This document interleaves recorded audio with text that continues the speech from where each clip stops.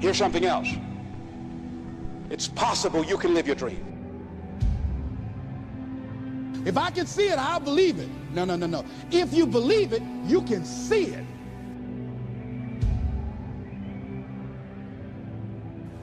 You might never fail on the scale I did, but some failure in life is inevitable.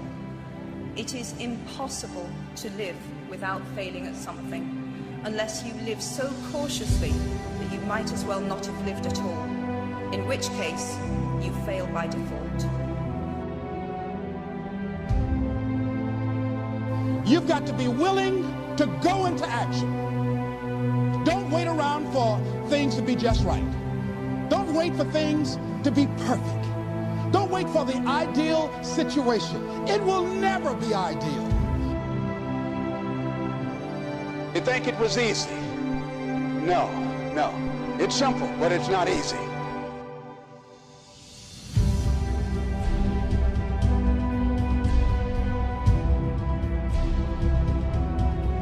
It's possible you can live your dream. It's necessary that you have goals, that you write them down, that you surround yourself with a support team, that you are creative. It's you that you must take personal responsibility to make it happen. George Bernard Shaw said, the people that make it in this world look around for the circumstances that they want, and if they can't find them, they create them. It's hard. No, easy is not an option. However, ladies and gentlemen, what you will discover is that it's worth it. It's worth it.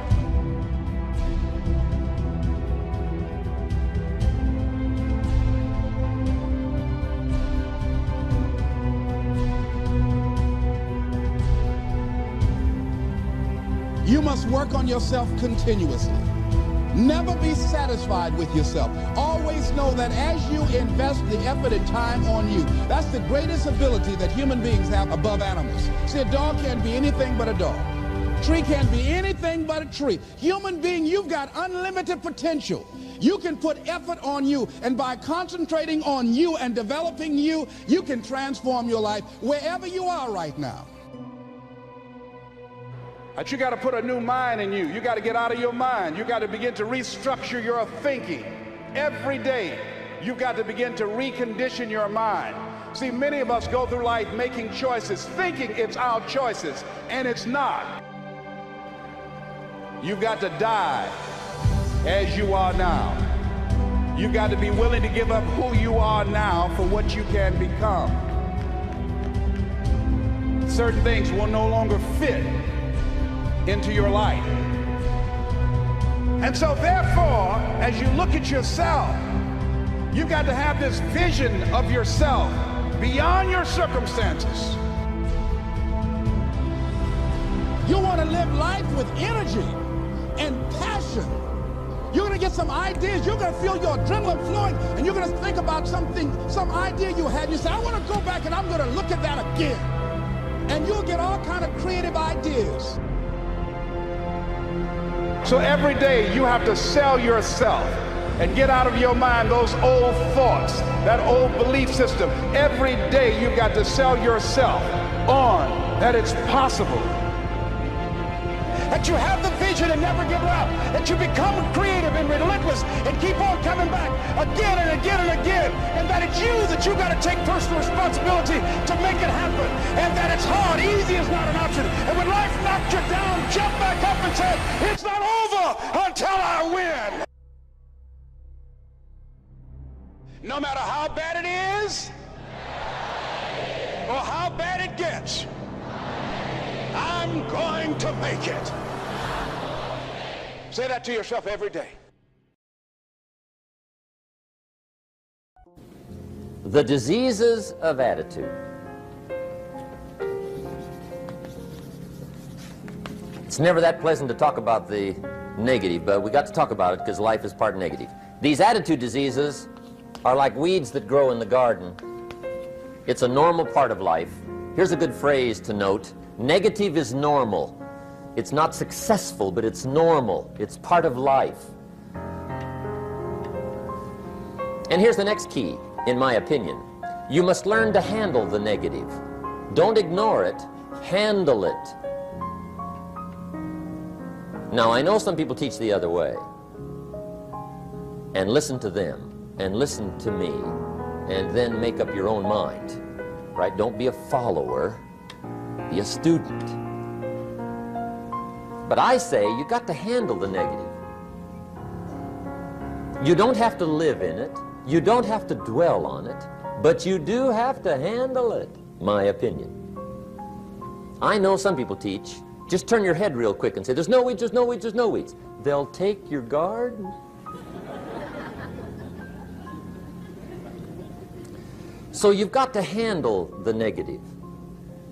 Here's what part of it is. It's called the Great War Between Good and Evil. Mr. Reynolds and I are working on a new book this year called The Great War Between Good and Evil. And there is a war on. The minute you were born, you got involved in the war between good and evil, between darkness and light, between negative and positive, between evil and good, between tyranny and democracy, between weeds and human activity. I mean, the war is on. If democracy sleeps, guess who never sleeps? Tyranny. In the absence of light, guess what's automatic? Darkness. If good does not arouse itself and become active, guess what moves in? Evil. It's a war. A mental war, a physical war, a financial war, between enterprise and ease, between accomplishment and failure. It's a war. That's why there's an Old Testament phrase that gives the best advice for human activity when it says, 6 days labor, 1 day rest. Now, I'm sure we've taken that to mean, don't work all 7 days, take one off. Here's what it also means, only take one off. Or you're liable to lose the war. Now, we've got it down to 5 and 2, and maybe that's not too dangerous. I don't know. If God would have thought of 5 and 2, he might have made it 5 and 2. I don't know. You can't think of everything. But here's what it does mean. Enterprise is better than ease. If you rest too long, the jungle overtakes the village. Now, here's the good news about the war between good and evil. Evil is no match for good, but good must be active. Weeds are no match for human activity, but if you stand still, how far in will they come? All the way. They'll grow right up around your shoes. But if you get busy, how far back can you take them? As far as you wish. They're no match, but you must be active. That's why the 6 and 1. Make sure you're not losing the war by taking off too much. Guess what the average years are after retirement? 6. 6. Which means don't retire. Your chances are too slim. Okay. The war between good and evil, the weeds. You got to make sure you recognize the negative, handle it, deal with it, and then go on. Let's make a list of the diseases of attitude that can wreck all your chances to do well. One of the words that destroys everything is called neglect. Neglect. And I found this out. A week of neglect could cost you a year of repair. It isn't worth it. So what to be on the lookout for? Here's the list. If you were making it, you'd have the same list I've got. Right? We're not covering anything new tonight. This is a reminding session, not a teaching session. But it doesn't hurt to go over it again. Here's the list. Attitude diseases. Number 1 is indifference. The shrug of the shoulder. The guy's not even concerned. He's just drifting. This is called the mild approach to life. A disease known as mildness.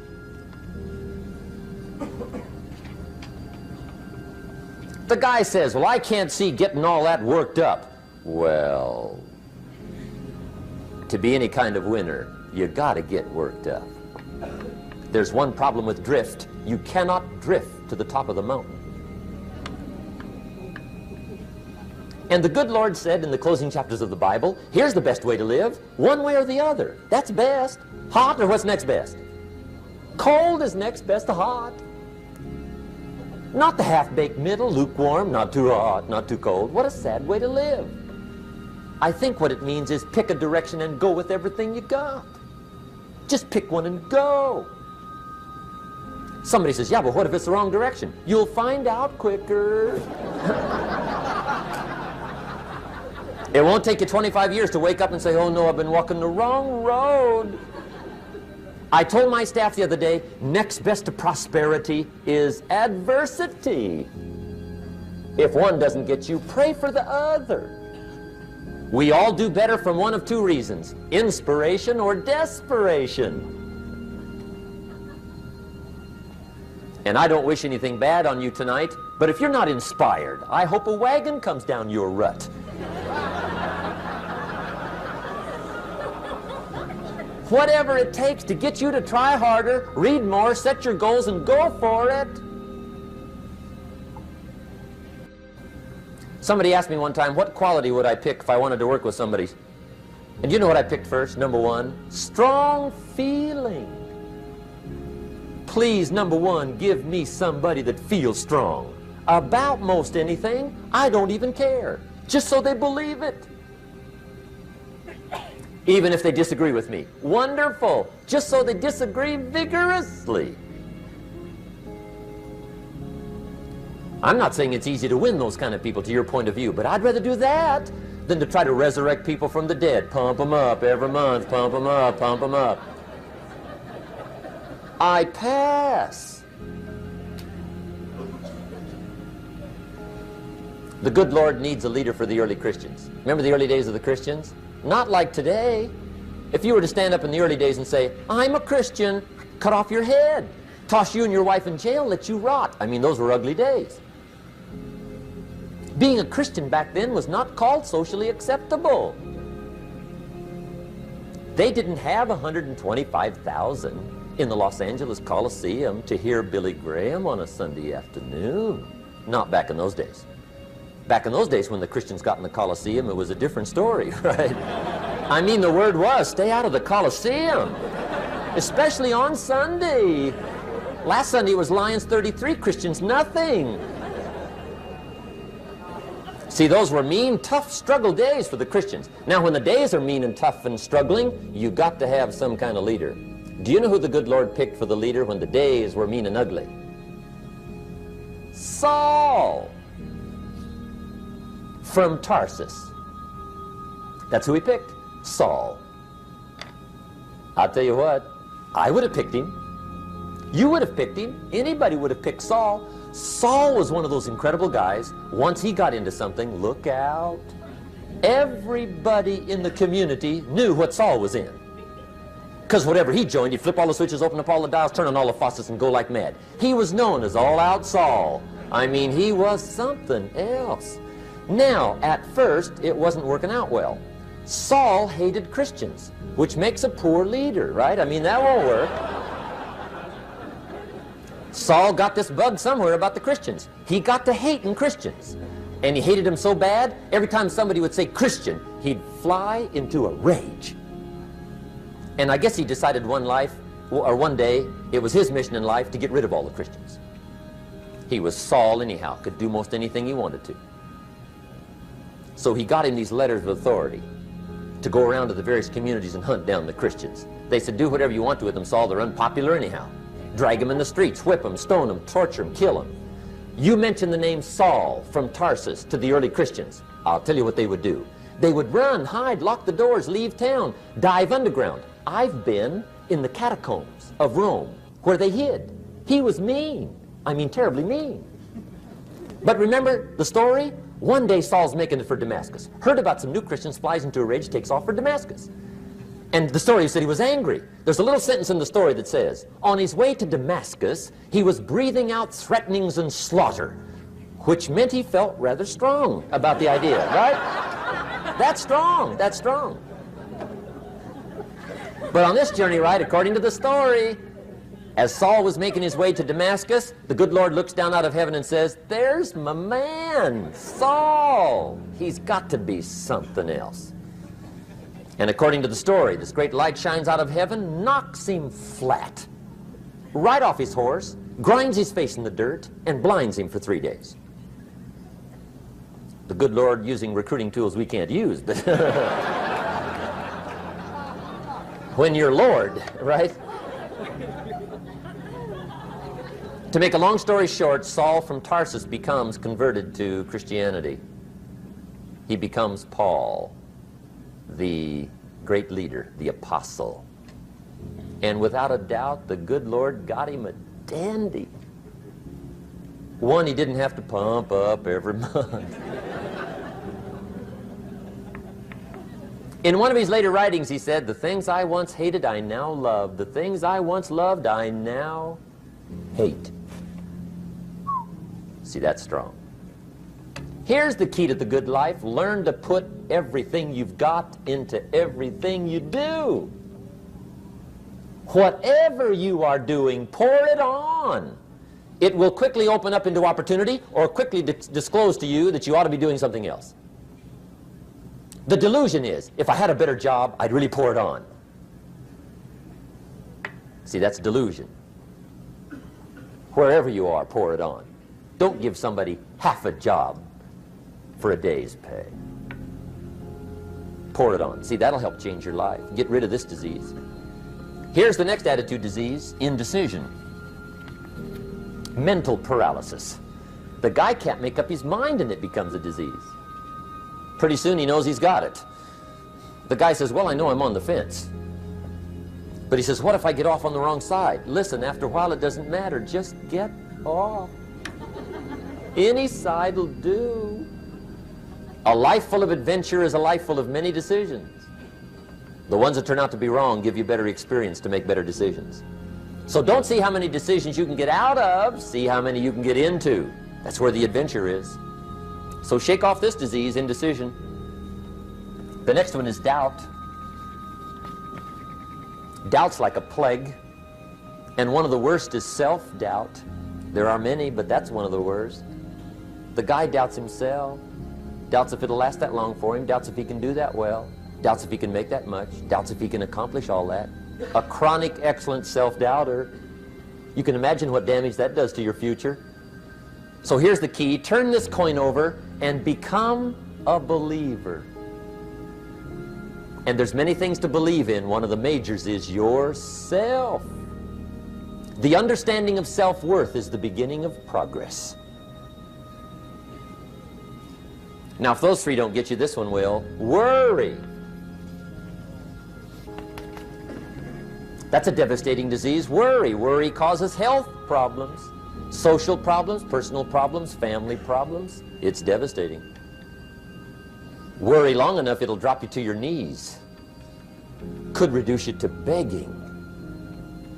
I know how bad this one is. I used to have it bad. I used to be known as a super worrier. Not a super warrior. No, super worrier. My family wished I'd have been a warrior. I got those years to make up for. But I'll tell you what. My advice to you is do what I finally did on worry. Give it up. Who needs it? I'm not saying it's easy. I'm saying it's worth it.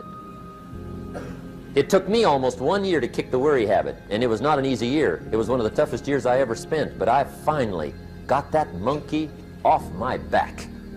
And I discovered you could live the most incredible life free of worry. Not free of challenge, not free of difficulty, free of worry. I learned how to do it, and you can. Here's the next attitude disease. Over-caution. Some people never will have much. They're too cautious. Now, you can also be too reckless, but you can also be too cautious. This is called the timid approach to life. And my caution was always the risk. Risk used to drive me right up the wall. I used to say, what if this happens? It's called the language of the poor. What if this happens? And on top of that, if this was to happen, look at the fix I'd be in. I better not try. I could always ace myself out. Then I'll tell you what changed my whole life when I finally discovered it's all risky. The minute you were born, it got risky. If you think trying is risky, wait till they hand you the bill for not trying. If you think investing is risky, wait till you get the tab for not investing. See, it's all risky. Getting married is risky. Having children is risky. Going into business is risky. Investing your money is risky. It's all risky. I'll tell you how risky life is. You're not going to get out alive. That's risky. The Englishman says, well, if that's the way it's going to work out, let's give it a go. Right, that's what it's for. Give it a go. Somebody says, yeah, but I'm looking for safety and security. Fine, then huddle in a corner. We'll cover you with a sheet, bring you 3 meals a day. And we'll protect you, feed you, look after you, care for you. We won't let anything happen to you, and you'll probably live to be 100. The guy said, well, yeah, I'd live to be 100.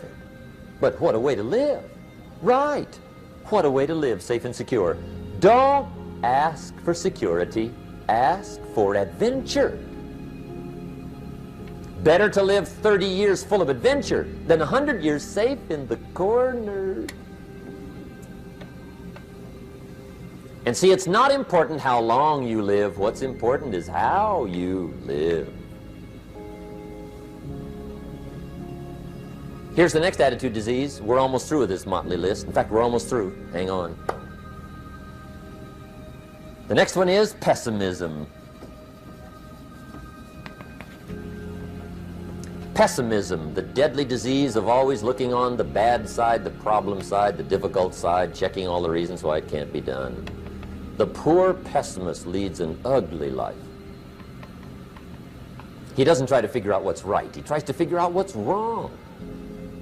He doesn't look for virtue. He looks for faults. And when he finds them, he's delighted.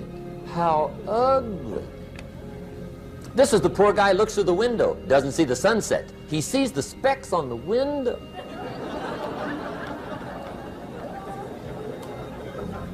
And this is the poor guy, right, who rushes up, takes such leave of his senses. This guy rushes up and he says, I've got 5 good reasons why it won't work. He's so dumb he doesn't know all he needs 1. He's got 5.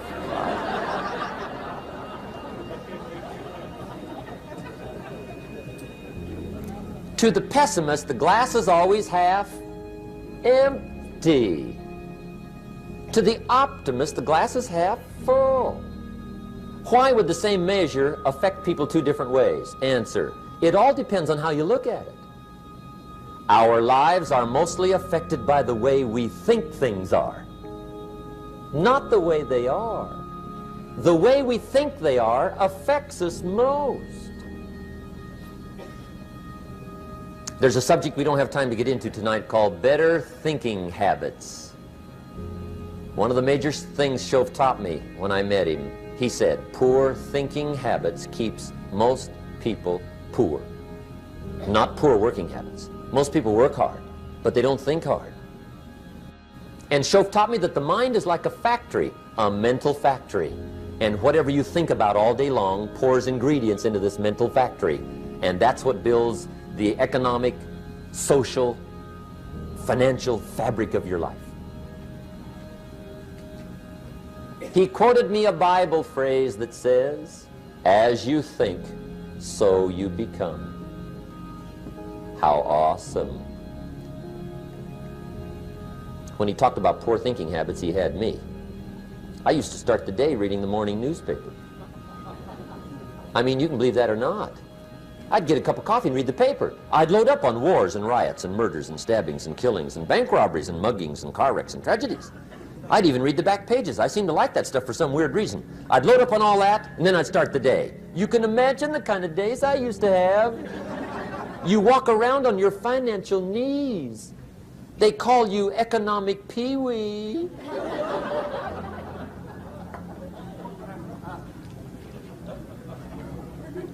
The guy says, I want to be a great leader.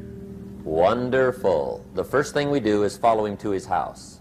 When we get there, we walk in and check his library, number one. Somebody says, well, why check his library?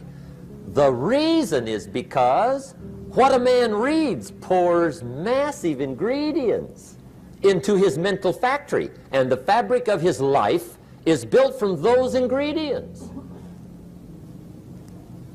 You would not believe what some people have got in their house to read. You would not believe. One of the best dressed up words I know for a lot of it is trash. Can you imagine dumping a barrel of trash into this mental factory every day and coming out with a rich, dynamic, positive life? It can't be done. You might as well try making a cake with cement. The kids back in Danbury, Connecticut, high school, they're asking me questions one day. I'm talking to the kids. Kids got good questions these days. One of them said to me, Mr. Rohn, how do you build the good life? I said, it's simple. It's not easy, but it's simple.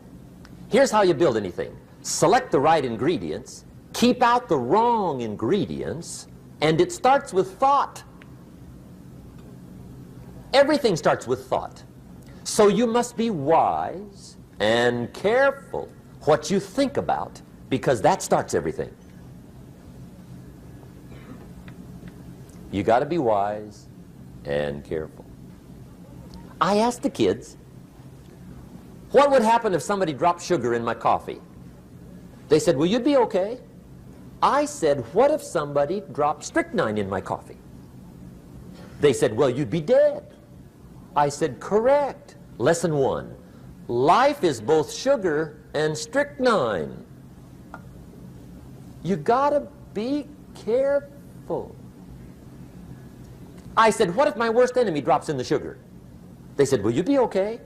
I said, what if my best friend, even by accident, drops in the strychnine?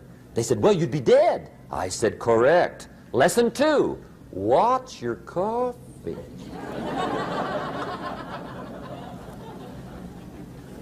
You got to be careful. See, it doesn't matter who hands you the bad stuff.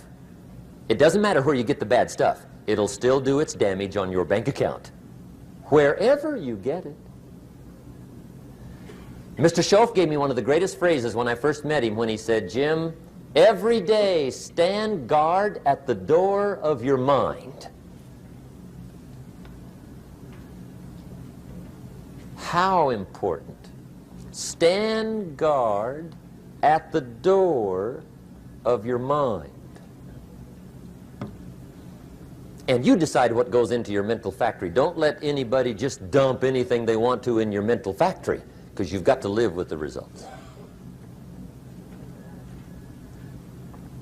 Okay, here's the last disease, and we're through with this list. In fact, we're almost through. Hang on. The last subject is very brief. The last disease, but this one is deadly.